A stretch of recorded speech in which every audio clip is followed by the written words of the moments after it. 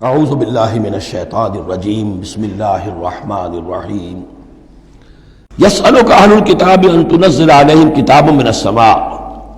یہ اہل کتاب، یہ یہودی ہے، محمد صلی اللہ علیہ وسلم آپ سے مطالبہ کر رہے ہیں کہ ان پر ایک کتاب آسمان سے اتاری جائے، یعنی جیسے تورات اتری تھی۔ آپ تو کہتے ہیں مجھ پر وحی آتی ہے، کہاں لکھی ہوئی ہے وہ وحی؟ کون لایا ہے ہمیں تو پتہ نہیں۔ موسیٰ کو تو وہ لکھی ہوئی ملی تھی اور وہ پتھر کی تختیوں میں لے کر آئے تھے۔ یسألک اہل الکتاب ان تنزل علیہم کتاب من السماء فقد سألوا موسیٰ اکبر من ذلک۔ تو اے نبی آپ فکر نہ کریں، ان کی پرواہ نہ کریں، انہوں نے، ان کے آباء و اجداد نے موسیٰ سے اس سے بھی بڑھ کر مطالبے کیے تھے۔ فقالوا ارنا اللہ جہرۃ، یاد کرو کہ وہ اللہ سے، انہوں نے تو یہ مطالبہ بھی کیا تھا کہ ہمیں دکھاؤ اللہ کو عیاناً، ہم خود دیکھنا چاہتے ہیں۔ فاخذتهم الصاعقۃ بظلمهم، تو ان کی اس گناہ کی پاداش میں انہیں ایک کڑک نے آ پکڑا تھا۔ ثم اتخذوا العجل من بعد ما جاءتهم البینات، پھر یہ کہ ان لوگوں کی ناہنجاری کا یہ بھی اندازہ کرو کہ جبکہ واضح نشانیاں ان کے پاس آ چکی تھی، نو معجزے حضرت موسیٰ کے وہ دیکھ چکے تھے، پھر بھی انہوں نے بچڑے کی برسی شروع کر دی۔ فعفونا عن ذلک، ہم نے ان تمام چیزوں سے درگزر کیا۔ وآتینا موسیٰ سلطان مبینا، اور ہم نے موسیٰ کو غلبہ عطا کیا، واضح غلبہ، فرعون اور اس کے علاوہ لشکر کو ان کی نگاہوں کے سامنے غرق کر دیا۔ ورفعنا فوقهم الطور بميثاقهم، اور ہم نے ان کے سروں پر معلق کر دیا تھا طور کو، پہاڑ کو، جبکہ ان سے عہد لیا جا رہا تھا۔ وقلنا لهم ادخلوا الباب سجدا، اور ہم نے کہا تھا کہ جب یہ شہر فتح ہو جائے تمہارے ہاتھوں، یریکو، تو اس میں داخل ہونا تو سروں کو جھکا کر۔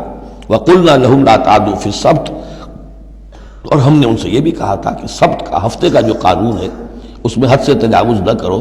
وَأَخَذْنَا مِنْهُمْ مِيثَاقًا غَلِيظًا، اور ہم نے ان تمام باتوں کے ان سے بڑے گاڑھے قول و قرار لیے تھے، بہت گاڑھے معاہدے کیے تھے۔ فَبِمَا نَقْضِهِمْ مِيثَاقَهُمْ، اب یہاں ان کے کچھ جرائم کی فہرست آ رہی ہے، اور یہاں یوں سمجھیے کہ مبتدا ہی کی تکرار ہو رہی ہے، اس میں جو خبر ہے وہ گویا کہ وہ محذوف ہے۔ یوں پہلے اگر سمجھ لیں گے تو بات یوں بنے گی، فَبِمَا نَقْضِهِمْ مِيثَاقَهُمْ لَعَنَّاهُمْ، تو انہوں نے جو ہمارے میثاق کو توڑا اور توڑتے رہے، جو بھی وعدے کیے تھے، ہم نے ان پر لعنت کر دی بس۔ لیکن یہ لعناہم اتنی واضح بات تھی کہ اس کو کہنے کی ضرورت نہیں آئی، بلکہ اور ان کے جرائم کی فہرست بیان ہو رہی ہے۔ فبما نقضهم میثاقهم وکفرهم بآیات اللہ، اللہ کی آیات کے انکار کے سبب سے، وقتلهم الانبیاء بغیر حق، اور ان کا انبیاء کا قتل کر دینا بغیر حق، وقولهم قلوبنا غلف، اور ان کے اس کہنے کی پاداش میں کہ ہمارے دل تو غلافوں میں بند ہیں۔ بل طبع اللہ علیہا بکفرہم، بلکہ حقیقت یہ ہے کہ اللہ نے ان کے اوپر مہر کر دی ہے ان کے کفر کے باعث۔ فلا یؤمنون الا قلیلا، ہاں واقعتاً اب وہ ایمان نہیں لائیں گے مگر بہت ہی شاذ۔ وبکفرہم وقولہم علی مریم بہتانا عظیما، اور بسبب ان کے اس کفر کے جو انہوں نے کیا اور جو انہوں نے مریم پر ایک بہتان عظیم لگایا، حضرت مریم سلام علیہا پر بہتان یہ لگایا کہ یہ زنا کیا ہے، اور یہ یوسف نجار کا بیٹا ہے یہ مسیح۔ اگرچہ ان کے روایات کے مطابق یہ ہے کہ ان کی نسبت تھی، یوسف نجار بڑھئی تھے ایک، ان کے ساتھ حضرت مریم کی نسبت ہو چکی تھی، لیکن وداعی نہیں ہوئی تھی۔ لیکن وداعی سے پہلے ہی ان کے مابین تعلق ہوا اور یہ بیٹا ہو گیا، تو یہ تو پھر ولد الزنا ہوا۔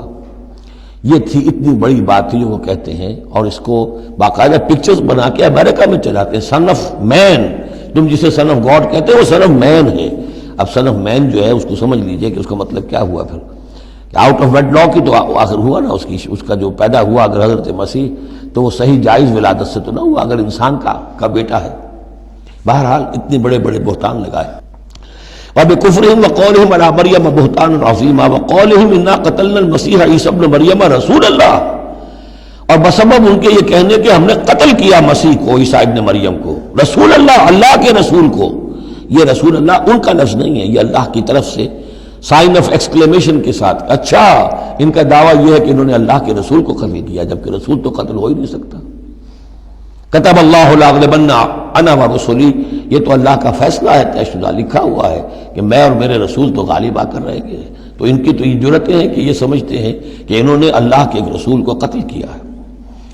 وما قتلوہ وما صلبوہ، ہرگز انہوں نے قتل نہیں کیا، نہ اسے سولی دی۔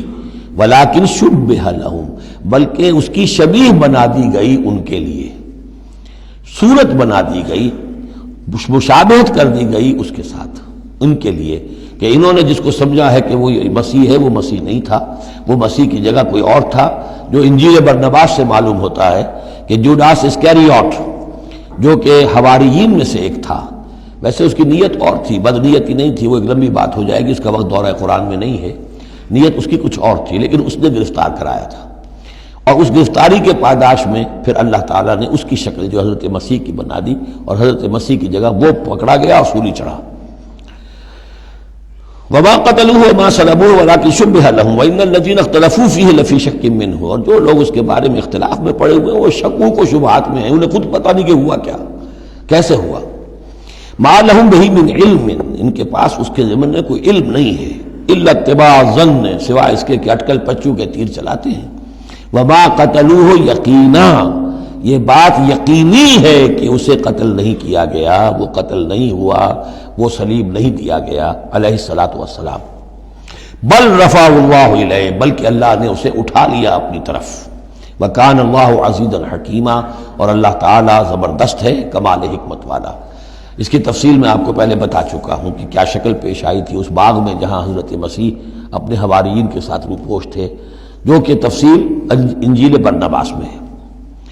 وَإِن مِّنْ أَهْلِ الْكِتَابِ إِلَّا لَيُؤْمِنَنَّ بِهِ قَبْلَ مَوْتِهِ، اور نہیں رہے گا اہل کتاب میں سے کوئی بھی مگر اس پر ایمان لا کر رہے گا اس کی موت سے قبل، یعنی حضرت مسیح مرے نہیں ہیں، زندہ ہیں، وہ دوبارہ آئیں گے، اور دوبارہ جب آئیں گے تو اہل کتاب میں سے کوئی شخص نہیں رہے گا جو ان پر ایمان نہ لے آئے۔ وَيَوْمَ الْقِيَامَةِ يَكُونُ عَلَيْهِمْ شَهِيدًا، اور قیامت کے دن وہی ان کے خلاف گواہ بن کر کھڑا ہوگا۔ یہ خلاف گواہی وہی آ گئی جو ہم نے پڑھا تھا 41ویں آیت میں، فَكَيْفَ إِذَا جِئْنَا مِن كُلِّ أُمَّةٍ بِشَهِيدٍ وَجِئْنَا بِكَ عَلَىٰ هَٰؤُلَاءِ شَهِيدًا، ہر نبی کو اپنی قوم کے خلاف گواہی دینی، لہذا حضرت مسیح علیہ السلام اپنی اس قوم، اپنی امت کے خلاف گواہی دیں گے۔